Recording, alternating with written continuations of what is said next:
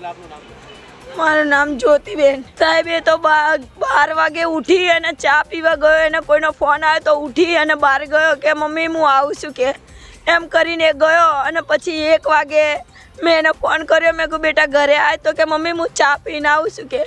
અને એના પછી કોઈ કોન્ટેક જ નથી. એના કોઈનો ફોન આવ્યો તો એટલે એ ગયો બહાર, નહીંતર એ હું તો જતો. એ સૂરજ પછી જાંબુ અને એક પેલો સંજય રબારી ને સૂરજ રાવળ.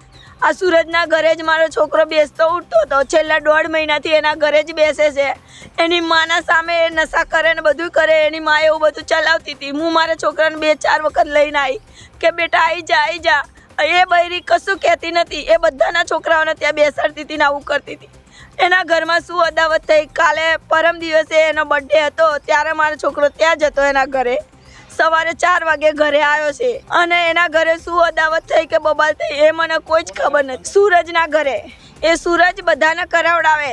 ગાડી મારા છોકરાને લઈ જાય અને નશા કરાવડાવે ત્યાં બેસાડી રાખે. અને કાલનો મારા છોકરાને ગાડીને ચાવી મોબાઈલ બધું બંધ છે. ક્યાંય દેખાતું નથી, કંઈ મળતું બી નથી. અને એની કોઈ કાર્યવાહી હજુ નથી. હા, ઘણા કેસો એના ઉપર થયેલા છે. છોકરી બાબતમાં એના ઉપર કેસો થયેલા છે. આ તો એ કેટલાય સમયથી ચાલતું હશે. પણ છેલ્લા 1.5-2 મહિનાથી હું એના ઘરે મારા છોકરાને સમજાવવાના લેવા જઉં છું. એના ઘરે હોય મને ખબર પડે એટલે હું જઉં છું સાહેબ.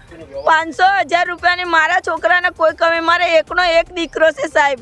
મારે કોઈ આગળ પાછળ નથી. મારે એકનો એક. એના પૈસાની કોઈ કમી નથી. પૈસા એને જોઈએ મારા જોડેથી લઈ જાય પેટ્રોલ ભરાવાને. એને 500 રૂપિયાને શું કરવાતા સાહેબ? હવે એ પોલીસ વાળા એમ કહે છે કે અમને જાણવા મળ્યું છે કે 500 રૂપિયા માટે ઝઘડો થયો. તો 500 રૂપિયા માટે કોઈનો મર્ડર થઈ જાય, કોઈ ગરીબને લૂંટી લે.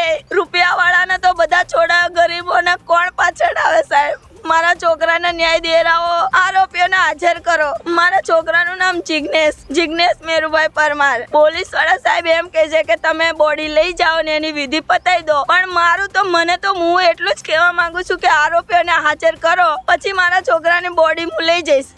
અને નહીં આરોપીઓ હાજર થાય તો હું ત્યાં સુધી અહીંયા જ બેસીશ. હું ક્યાંય નહીં જાઉં. મારી દુનિયા લૂંટાઈ ગઈ છે સાહેબ. એ 4-5નું કહે છે પણ એમના નામ મને ખબર નથી. આ બેના નામ મને ખબર છે સાહેબ. કાલે 3-3:30ની આસપાસ, બહુ ટાઈમ તો પરફેક્ટ ખબર નથી, પણ ફોન આવેલો કે ભાઈ જિગ્નેશ પરમાર કરીને આમ મારો ભાણિયો થાય અને એનું આ રીતે એ લોકો કંઈક અંદર મગજમારીમાં મર્ડર થયેલું છે.